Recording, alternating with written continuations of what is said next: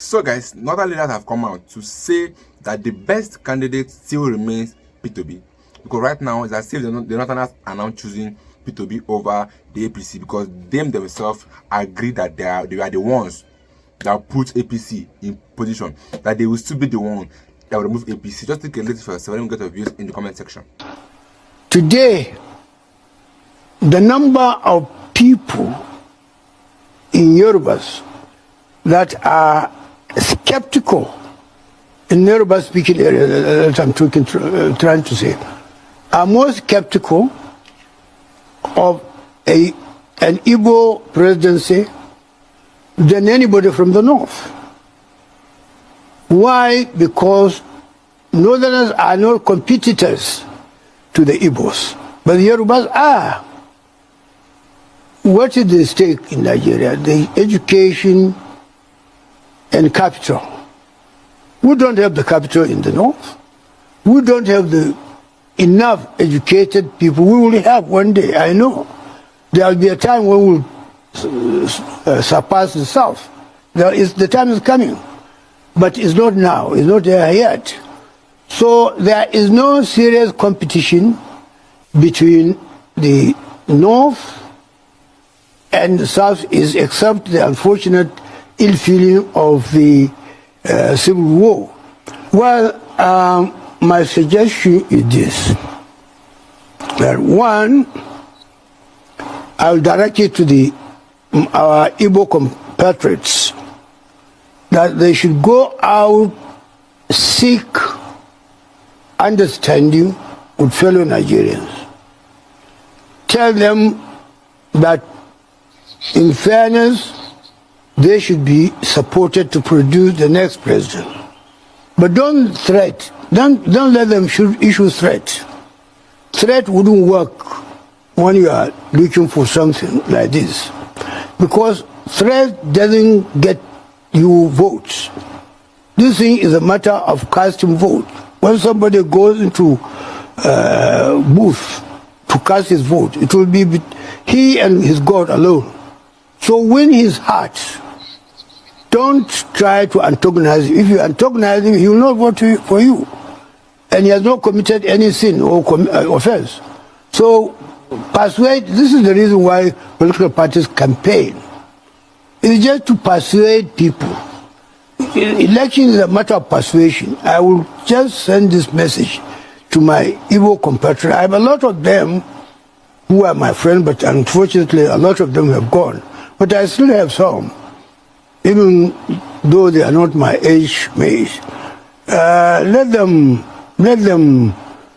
moderate their method of appeal for votes, but it will pay them better if they use better language in trying to win votes from Nigerians.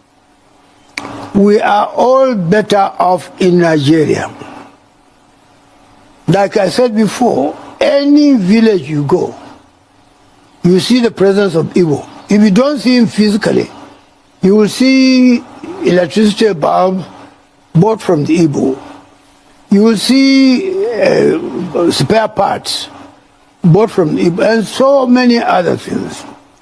So even where Igbos have not been able to produce a president in Nigeria, they dominate economic life of Nigeria. When you dominate a market of 200 million people, you better be counting on them in your calculation. You stay in Nigeria as your country. Nobody can drive you out. You sell your wares anywhere you like. You wouldn't have that if there is no Nigeria. Igbos and Hausas are the people who go out of their original habitat, but the Yorubas don't. We are not like them. So I'm advising the younger men, you see, we are finished, but the younger men, tomorrow is for you. Don't destroy your future. Don't let some of our cantankerous people who are inciting you to leave Nigeria. Don't leave. Don't do that. It's not for your own good. Thank you very much. how do you begin to consider pairing P2B with Atiku Abubakar, former vice president, as running mates, when from all indications, from all opinion polls, from the words on the street, from every indication, it is very clear that P2B appears to be the most popular aspirant. P2B appears to be the most widely acceptable aspirant. And this is not so far-fetched. Abuja FCT APC as we speak. The Wike minister controls the APC in FCT, him and Aduda, and controls the PDP in FCT. That is undemocratic, let alone progressive. Do you have facts to prove that? Are you telling me? I'm the card-carrying member of the APC in FCT. I ran for local government chairman in this town in 2015. I did the primary. I did not win, but because I was able to test myself, and I was impressed with my performance, I stayed true and I stayed loyal to my party, and I defended my party and my government till this point. But we are at a point where Wike has brought the sitting PDP chairman, Mekalangu, he has taken him to Ganduje, who has called the state APC chairman, to get him to change into APC if he wants to be re-elected. That is no longer election. That is no longer democracy. And by that, if the president supports Wike who does that, then he does not have my support. Then it will be hypocritical for such president to sit as ECOWAS chairman to say anything about the juntas in Mali or in Niger, because what we currently practice is not democracy. If this is what he calls democracy, this is not democracy. Yeah, but he didn't hide his opinion, I mean his reasoning on this. Recently he did mention that, in fact, he wouldn't be a part of those who would say, okay, you have an internal crisis in the PDP, for instance, let me help you douse the tension. You know, he would have loved to see them even in disarray. So is that say that? I mean, hold on. That should worry anybody. Yes, it should worry you. If the number one citizen of the country, if the number one leader of the country, say he would rather see a subsect of the country in disarray, there's not sportsmanly about that. But it's talking about politics. Politics is, I mean, it is. Do you know what politics is? Do you know what they call politics? Politics is the affairs of community. Let's not get it wrong. Let's not call crazy politics. Let's not call unfairness politics. Let's not call injustice politics. Politics is not an English word. It's the Greek phrase, politrix. That is the affairs of the city, affairs of the community. Another day to remind you that Bola Tinubu is a one-term president, OTP. If you to argue, put B in the beginning, bloody OTP, bloody one-term president.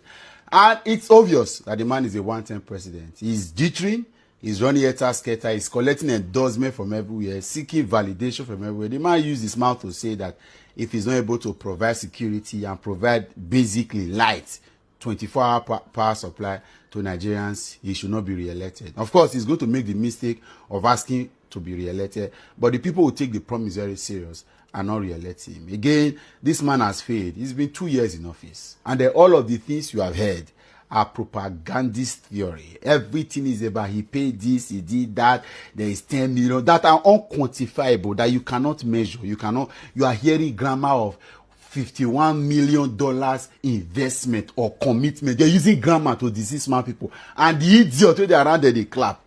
$51 million commitment. This is the grammar. Commitment can be even in 10 years' time. I commit to doing this in 10 years. People can take loans of 30 years and say they are committed. Right? And then the initial deposit is not even there. Commitment. So foreign direct investment is now lie. What we are asking, what have you been able to do practically? See, governance is simple, is practical, is palpable. Good governance is palpable. You can feel it. Not be all this. The hair is choking. Nigerians are suffering. Nigerians are strangulated with poverty. Even the people defending you cannot lie. Cannot lie. I caught a video of Sheilo when he was right with us in the UK, and then in the city, Birmingham. He was there and he was talking about Bola Tinubu. Here, Sheilo, what he said, very briefly. He was said that before, during Buhari, you spray in power, you tell you say, oh, your money. They pass down and those child must have a basic education.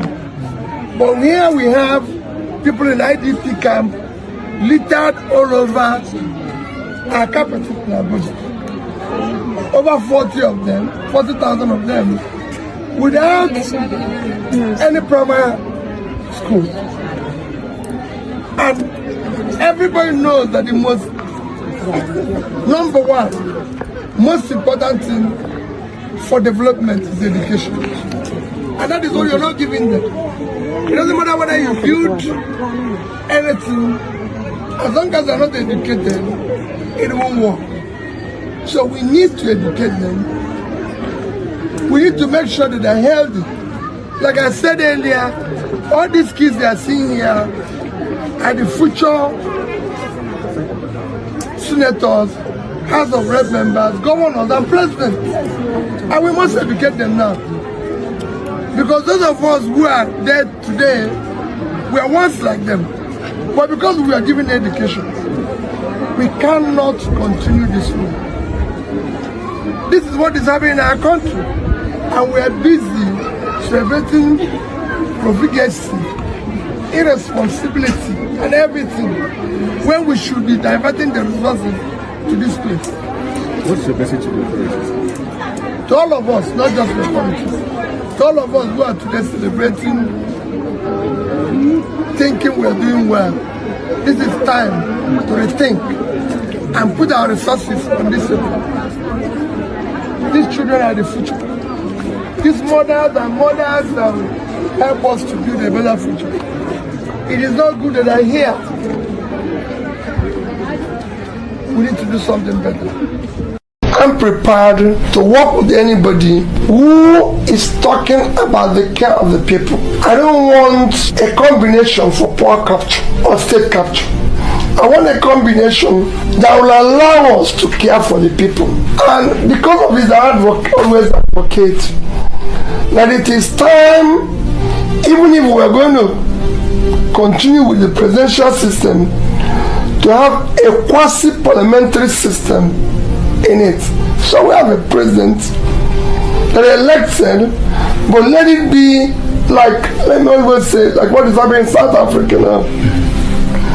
We need to actually do a lot in reorganizing our electoral process and targets. It is critical, where we will have at least parties must win a percentage, and those who are also different parties, let us have a quasi-parliamentary system in our operation. It will help for checks, it will help for better governance. And like I say, look at what is happening in South Africa now, or what is happening in other countries that are doing similar things. Like I keep on saying, that P2B will be recognized worldwide. Because why?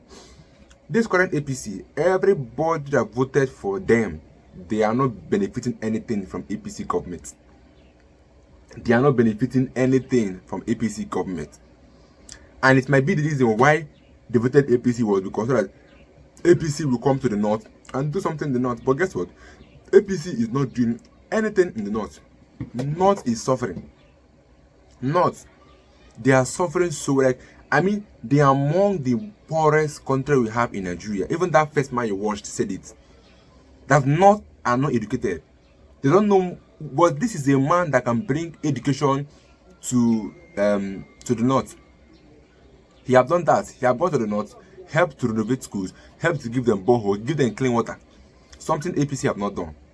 So tell me why the north will not want P2B to be the next president, because they've seen that this man is not just doing things because I want to do it for the Igbo or for the outside.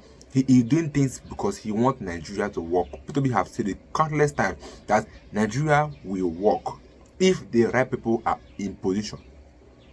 And who are right people? We all know those, and we all know the qualities we need, or we will see in a person, and then we can see that this person will do well, or that this person is a good leader. All these attributes and qualities have been seen in His Excellency P2B. So tell me why the North will not want to support and vote for this man called P2B. But let me get your thoughts in the comment section, guys. I believe I have some people from the north, from the east, watching this video. Let me get your thoughts in the comment section.